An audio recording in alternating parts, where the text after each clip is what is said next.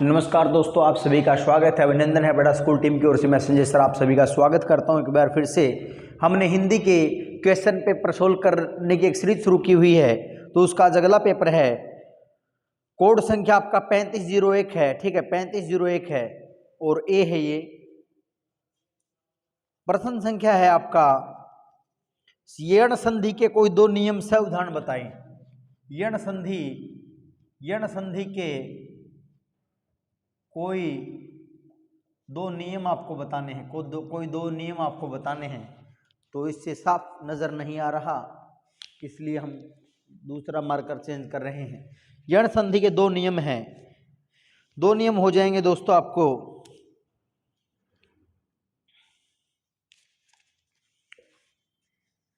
ई या ई के बाद में अगर भिन्न स्वर होगा तो ई और ई को यह हो जाता है, ठीक है। अगला है, पहले इसका इम करते हैं, जैसे कि यदि धन में अपि, जैसे कि इति धन में आदि हो गया। इति धन में आदि क्या बन जाएगा? इत्यादि आपका बन जाएगा, इत्यादि बन जाएगा। अगला है ऊपरी धन में उक्त, ऊपरी धन में उक्त क्या बन जाएगा? यह आपका बन जाएगा उपर्युक्त, उपर्युक्त बन जाएगा, यह बन जाएगा, ठीक है। अब अगर ऊ के बाद में भिन्न स्वर आते हैं तो ऊ का वह बन जाता है, ये भी हम देखेंगे अभी, ठीक है ना। अगला नियम कहता है, नियम नंबर 2 आपका कहता है कि ऊ या ऊ के पश्चात अगर भिन्न स्वर है तो ऊ किस में बदल जाता है? वह में बदल जाता है। जैसे कि आपका है अनुधन में अय, अनुधन में अय आपका है तो बन जाएगा अन्वय, अन्वय बन जाएगा। अनुधन में अ अन्वय बन जाएगा। सुधन में अच की बात करूं मैं, सुधन में अच तो आपका सवच्छ बन जाएगा, सुधन में अच सवच्छ बन जाएगा, ठीक है। इस प्रकार ये बनते हैं मित्रों। आगे हम चलते हैं, आगे बढ़ते हैं दोस्तों। आगे है प्रश्न नंबर संबंध तत्पुरुष समास की परिभाषा एवं उदाहरण दीजिए। जहां पूर्व पद में क्या है? संबंध तत्पुरुष, ये हमें बताना है। तो परिभाषा क्या हो जाएगी दोस्तों? परिभाषा क्या हो जाएगी इसकी? परिभाषा है, जहां पूर्व पद अपादान तत्पुरुष की बताना है, अपादान तत्पुरुष की बताना है।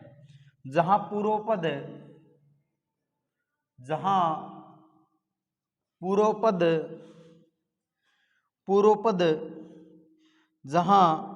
पूर्व पद में अपादान कारक की विभक्ति आए, ठीक है ना, आए,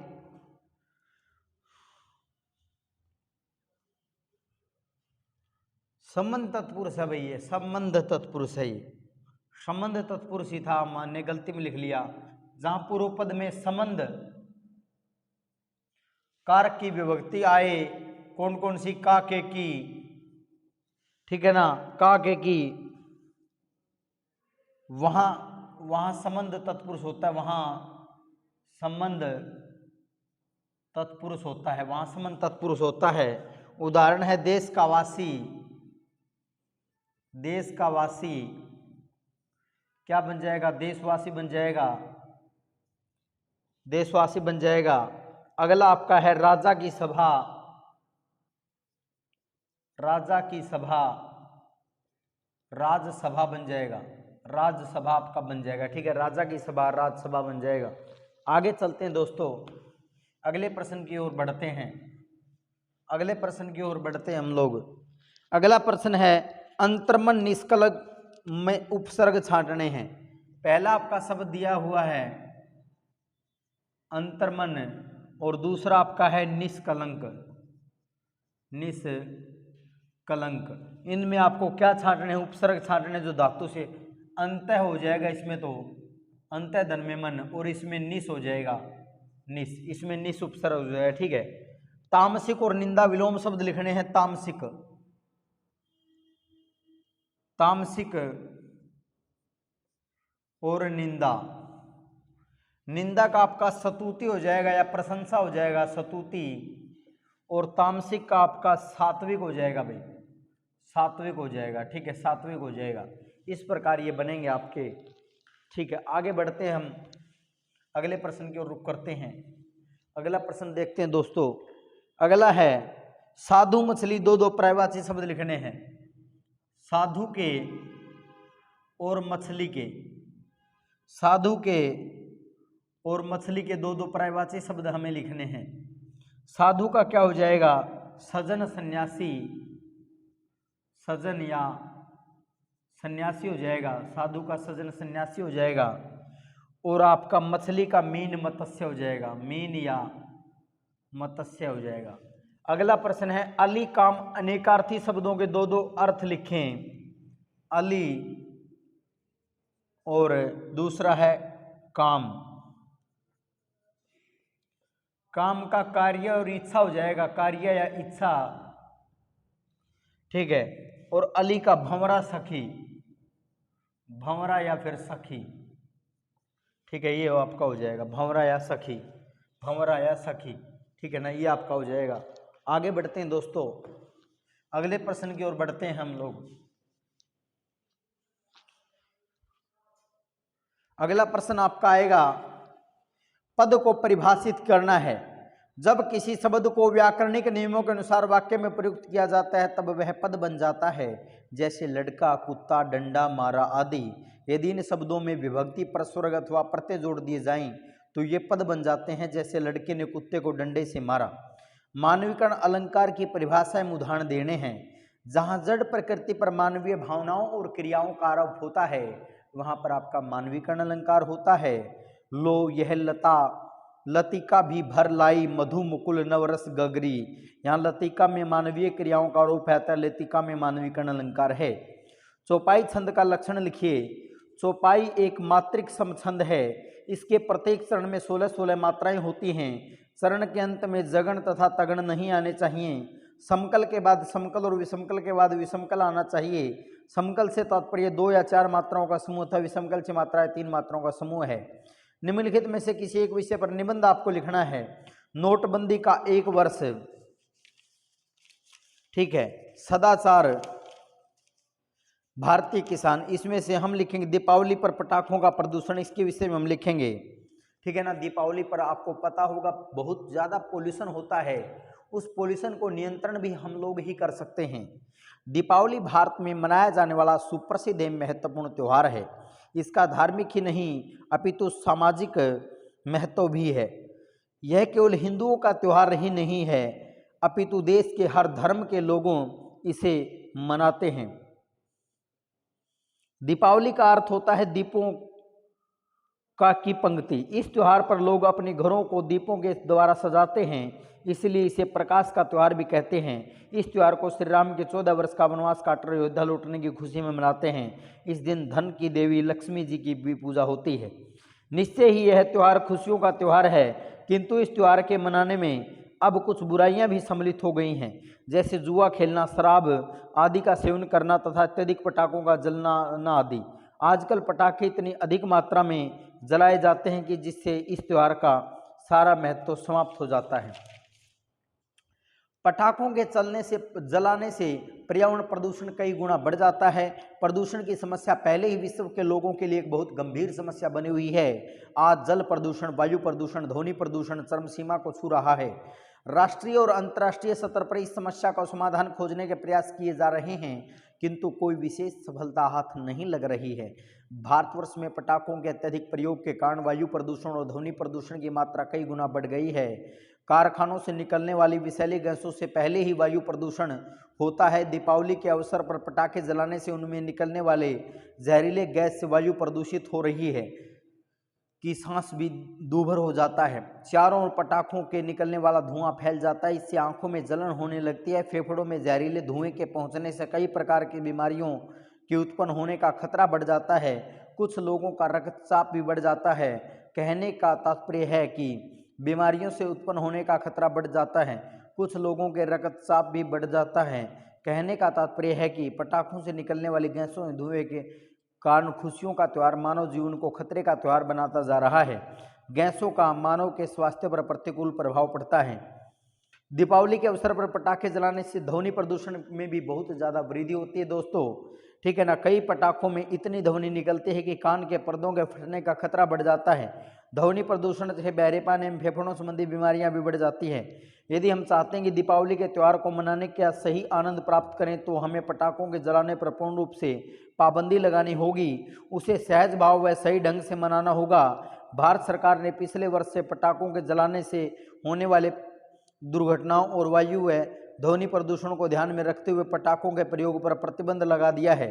पटाखों की बजाय दीप जलाने व फुलझड़ियाँ का प्रयोग करना चाहिए। पटाखों के जलाने से होने वाली हानियों के प्रति समाज में जागरूकता भी लानी चाहिए, तभी इस बुराई से छुटकारा मिल सकता है। परंपरागत तरीकों से दीपावली का त्यौहार मनाने से उसके वास्तविक महत्व का संदेश जनता में जाएगा। समाज में सौहार्दपूर्ण, स्वच्छ एवं शुद्ध वातावरण में दीपावली के त्यौहार का सही आनंद प्राप्त कर सकेंगे। कुसंगति से बचाओ। अपने छोटे भाई को पत्र लिखना है अथवा कक्ष में पंखे कम होने की शिकायत मुख्याध्यापक को पत्र हमें लिखना है। तो सेवा में मुख्याध्यापक महोदय, राजकीय उच्च विद्यालय, आपके गांव का नाम लिखना है, फिर जिस गांव में आपका विद्यालय है। कक्ष में पंखे कम होने की शिकायत हेतु आदरणीय महोदय, सविनय निवेदन है कि आपके विद्यालय की कक्षा 10वीं गै का विद्यार्थी हूँ। हमारे कक्ष में केवल 2 ही पंखे लगे हैं। इनमें से एक पंखा तो कई दिनों से बंद पड़ा हुआ है, इसलिए कक्षा के छात्रों का गर्मी के कारण बुरा हाल हो रहा है। उनका ध्यान पढ़ाई से पूर्ण रूप से नहीं लग पाता।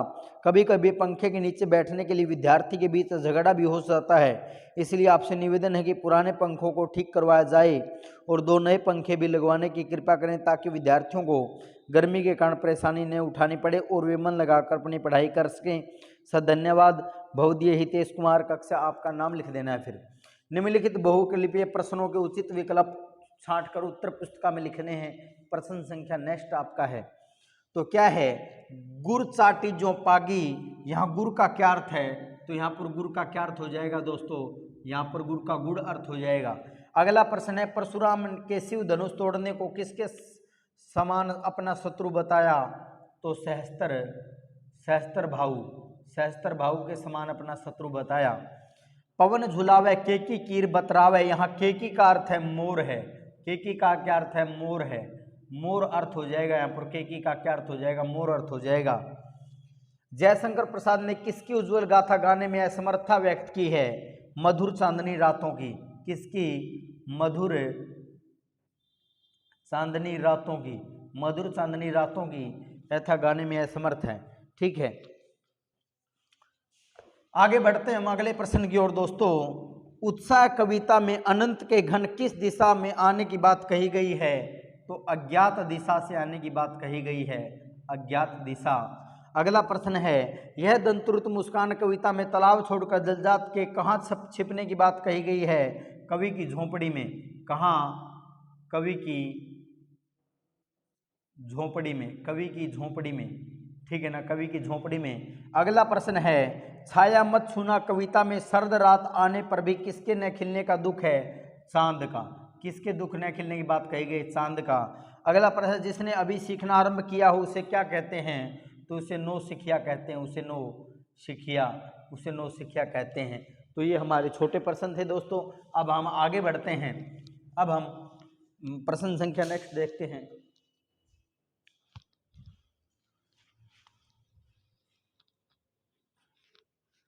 आगे बढ़ेंगे। अब हम निम्नलिखित काव्यांश को पढ़कर पूछे गए प्रश्नों के उत्तर देने हैं।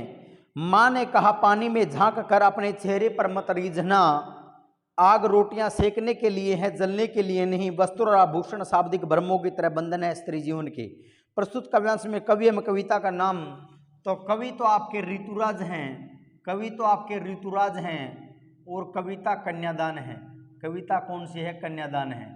ठीक है, कन्यादान कविता है। कवि ऋतुराज जी हैं। प्रस्तुत काव्यांश की प्रसंग स्पष्ट करना है। प्रस्तुत काव्यांश का प्रसंग स्पष्ट करना है। आपको मैंने पहले भी बताया, किसी का भी प्रसंग लिखना है तो प्रस्तुत पंक्तियां हमारी हिंदी की पाठ्य पुस्तक एक्सतीस भाग 2 में संकलित कन्यादान नामक कविता से लिया गया है। इसमें कविवर ऋतुराज ने एक माँ के द्वारा विदाई के समय पुत्री को दी जाने वाली शिक्षा का उल्लेख किया है। अक्सर नारियों को कोमल, कमजोर और असहाय बताया जाता है। माँ अपनी बेटी को इस भ्रम को तोड़कर जीवन जीने की शिक्षा देती है। अगले प्रश्न की ओर बढ़ते हैं हम लोग। अगला प्रश्न है कि आग के माध्यम से माँ क्या समझाना चाहती है। माँ ने आग का वर्णन इसलिए किया कि आग भोजन बनाने के लिए होती है, न कि स्वयं जलने के लिए। अगला प्रश्न है वस्त्र एवं आभूषण को स्त्री जीवन का बंधन क्यों कहा गया है। लेखक ने बताया है कि स्त्रियां वस्त्र और आभूषण के प्रति अत्यधिक आकृष्ट हो जाती हैं। उनकी प्राप्ति के लिए वे अपनी स्वतंत्रता को भी दांव पर लगा देती हैं। इसलिए कवि ने स्त्रियों के जीवन के लिए वस्त्र और आभूषण को बचपन कहा है। प्रश्न संख्या 6 का लास्ट प्रश्न 5 है। शाब्दिक भ्रम कहकर कवि क्या दर्शाना चाहता है। कवि शाब्दिक भ्रम कहकर यह बताना चाहता है कि स्त्रियां गहनों और वस्त्रों पर मुग्ध हो जाती हैं, उसी प्रकार भ्रमित हो जाती हैं जिस प्रकार शब्दों के प्रयोग द्वारा लोगों को भ्रमित किया जाता है। पुरुष वर्ग स्त्रियों की इसी कमजोरी का फायदा उठाकर मनमानी करता है। निम्नलिखित काव्यांश में निहित भाव एवं शिल्प सौंदर्य स्पष्ट करना है। माथे किरीट बड़े दीर्घ चंचल मंद हंसी मुख चंद जुनहाई न जग मंदिर दीपक सुंदर श्री व्रज दुल्ह देव सहाई। इस पद में कवि ने श्री कृष्ण के रूप सौंदर्य का वर्णन परंपरागत रूप से किया है। इसमें बालक कृष्ण की मनोरम छवि को अंकित किया गया है। बालक कृष्ण का रूप अत्यंत आकर्षक और बरबस सबका मन अपनी ओर खींच लेता है। कवि ने इस सवैये में श्री कृष्ण के रूप सौंदर्य को कलात्मक पूर्ण व्यक्त किया है। इस काव्यांश में व्रज भाषा का सुंदर एवं सटीक प्रयोग हुआ है। सविया छंद का प्रयोग देखते ही बनता है। भाषा सुकोमल एवं माधुर्य गुण संपन्न है। रूपक एवं अनुप्रास अलंकारों का सफल प्रयोग हुआ है। आत्मकथ्य कविता का मूल भाव स्पष्ट करना है। ये क्वेश्चन आप कर सकते हो। निम्नलिखित बहुविकल्पीय प्रश्नों के उचित विकल्प छांटकर उत्तर देने हैं। फिर हमारा छोटा प्रश्न आ गया है। छोटे क्वेश्चन एक बार फिर से हमारे आगे। प्रश्न संख्या 9 है। चश्मे वाले की देशभक्ति के प्रति नतमस्तक कौन था। तो कौन था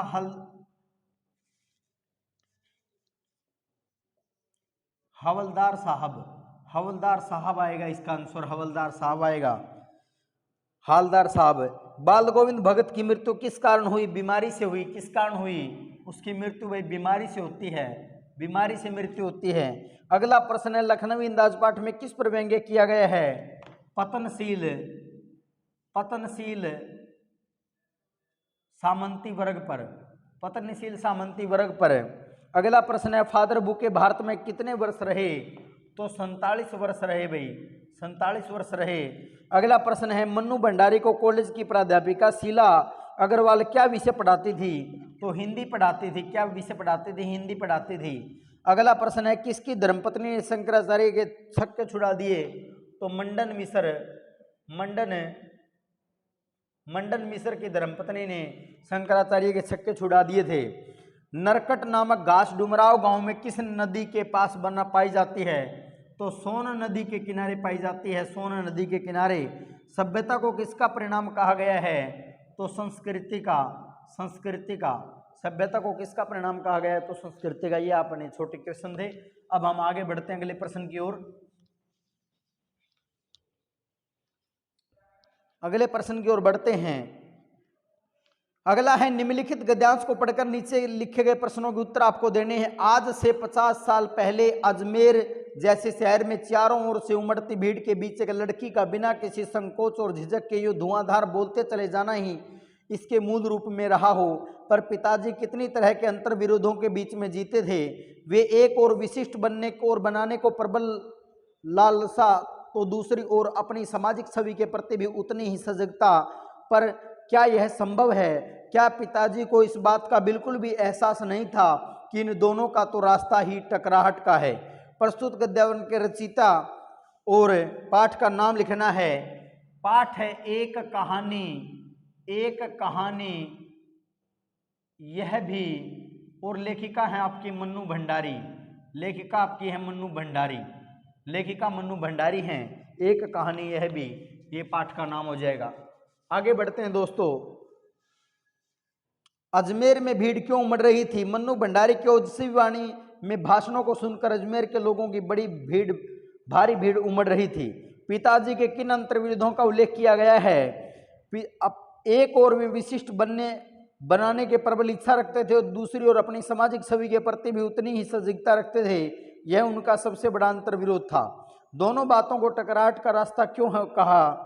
अपने आप को समाज में विशिष्ट बनाने की प्रबल लालसा और सामाजिक छवि के प्रति सजगता, इन दोनों विचारों का मार्ग टकराहट का मार्ग था। रामवृक्ष बेनीपुर अथवा महावीर प्रसाद द्विवेदी के जीवन परिचय देते हुए उनकी जीवन परिचय लिखना। जीवन परिचय कैसे लिखोगे? सबसे पहले आपका जीवन परिचय लिखना है भाई। जीवन परिचय लिखोगे सबसे पहले, उसके बाद में प्रमुख रचनाएं लिखोगे, प्रमुख रचनाएं। आगे फिर आप लिखोगे साहित्यक विशेषताएं लिखोगे और लास्ट में लिखोगे भाषा शैली। इस प्रकार ये 4 हेडिंग बनाकर आपको जीवन परिचय संपन्न करना है ताकि आपके बहुत अच्छे अंक आ सकें। ठीक है, इस प्रकार आप लिख सकते हो भाई। आगे बढ़ते हैं हम प्रश्न नंबर नेक्स्ट की ओर। अगला प्रश्न आपका है, नेताजी का चश्मा पाठ का मूल भाव स्पष्ट करना है। नेताजी का जो चश्मा है श्री स्वयं प्रकाश की सुप्रसिद्ध कहानी है। ठीक है ना। इसमें उन्होंने देश विदेश देशभक्ति की भावना पर प्रकाश डाला है। उनका मत है कि देशभक्ति व्यक्त करने के लिए फौजी होना अनिवार्य नहीं है। इसकी उसी प्रकार की आवश्यकता नहीं है कि देशभक्त शरीर व आर्थिक दृष्टि से मजबूत हो। कहानी में कैप्टन एक विकलांग एवं गरीब व्यक्ति है। उनके मन में देशभक्ति की भावना है। वह नेताजी की अधूरी मूर्ति को देखकर बेचैन हो जाता है और गरीब होते हुए भी उसको चश्मा लगा देता है। अपने देश के महापुरुषों व देशभक्तों के सम्मान के लिए यदि कोई बड़ा थोड़ा सा त्याग भी करता है तो वह देशभक्त है। इस प्रकार प्रस्तुत कहानी यह संदेश देती है कि हमें देशभक्तों के प्रति सम्मान की भावना रखनी चाहिए। यह कार्य हम अपने गांव या कस्बे में रहकर भी कर सकते हैं। कृतिका भाग 2 के आधार पर निम्नलिखित प्रश्नों के उत्तर देने हैं। प्रश्न संख्या 13 और अंतिम हमारा इसके 5 भाग हैं। प्रश्न संख्या क्या है? माता कांचल पाठ का मूल भाव स्पष्ट करना है। माता कांचल पाठ में लेखक की बाल्यावस्था का अत्यंत आकर्षक चित्रण किया गया है। लेखक ने बताया है कि उसे अपने माता पिता का भरपूर स्नेह मिला है। बचपन में कितनी निश्चिंतता और भोलापन होता है, इसका साक्षात रूप पाठ में देखने को मिलता है। बच्चे अपने खेल में तल्लीन होकर खेलते हैं। वहाँ किसी प्रकार का भेदभाव, घृणा व जलन का भाव नहीं होगा। बच्चों की दुनिया का सजीव तस्वीर अंकित करना लेखक का प्रमुख लक्ष्य रहा है, जिसमें उसे पूर्ण सफलता भी मिली है। नई दिल्ली में सब था, सिर्फ नाक नहीं थी। इस कथन के माध्यम से लेखक क्या कहना चाहता है? इस कथन के माध्यम से लेखक ने बताया है कि देश में स्वतंत्रता के पश्चात दिल्ली में हर प्रकार की सुख सुविधा थी। केवल जॉर्ज पंचम का अभिमान और मान मर्यादा की ऊंची नाक नहीं थी। अंग्रेजी राज्य में उनकी यहाँ तूती बोलती थी, उन्हीं का आदेश चलता था। किंतु अब इंडिया गेट के पास वाली उनकी मूर्ति की भी नाक शेष नहीं बची थी। जितेन नार्गे ने गुरु नानक देव जी से संबंधित किस प्रसंग का उल्लेख पाठ में किया है? जितेन को उस क्षेत्र के इतिहास और भौगोलिक स्थिति का पूरा ज्ञान था। वह लेखिका और उसके सहयोगियों को सामने अपने अनेक जानकारियां देता रहता था। एक स्थान पर उसने बताया है कि यहाँ एक पत्थर पर गुरु नानक देव जी के पैरों के निशान हैं। जब गुरु नानक देव जी यहाँ आए थे उस समय उनकी थाली से कुछ चावल छिटक कर बाहर गिर गए थे। जहाँ जहाँ चावल छिटके थे वहाँ वहाँ चावलों की खेती होने लगी। टुन्नू का चारित्रिक वैशिष्ट स्पष्ट किन्या है। गायक, वह एक उच्च कोटि का गायक कलाकार है। वह किशोर है किंतु अपनी गायकी के सुप्रसिद्ध गोनहारिन दुलारी का मुकाबला ही नहीं करता, पितु से मात भी देता है। देशभक्त है, निश्चय ही टुन्नू एक देशभक्त था। वह देश के राष्ट्रीय आंदोलन में भाग लेता है और देश के लिए अपना बलिदान भी देता है। सड़क सुरक्षा पाठ में क्या शिक्षा देती है? इस कहानी में हमें प्रमुख शिक्षा यह मिलती है कि हमें शराब पीकर कभी गाड़ी नहीं चलानी चाहिए। हमें अनजान लोगों के बीच तथा किसी प्रभाव से आकर शराब या अन्य नशे का प्रयोग नहीं करना चाहिए। रात के अंधेरे या कोहरे में जब रास्ता दिखाई न दे तो गाड़ी को धीमी गति से चलाना चाहिए। इसके अतिरिक्त हमें दूसरों के दुख में, कठिनाई के समय संवेदनशीलता होकर उनकी सहायता करनी चाहिए, जैसे कि निखिल ने जतिन गांधी के पिता की सहायता की थी। अतः स्पष्ट है कि यह एक उद्देश्यपूर्ण कहानी है। तो इस प्रकार दोस्तों मैंने मॉडल टेस्ट पेपर देखा। ऐसे ही पेपर के सॉल्यूशनों को देखने के लिए आप सब्सक्राइब करें बड़ा स्कूल को। जय हिंद, जय भारत दोस्तों।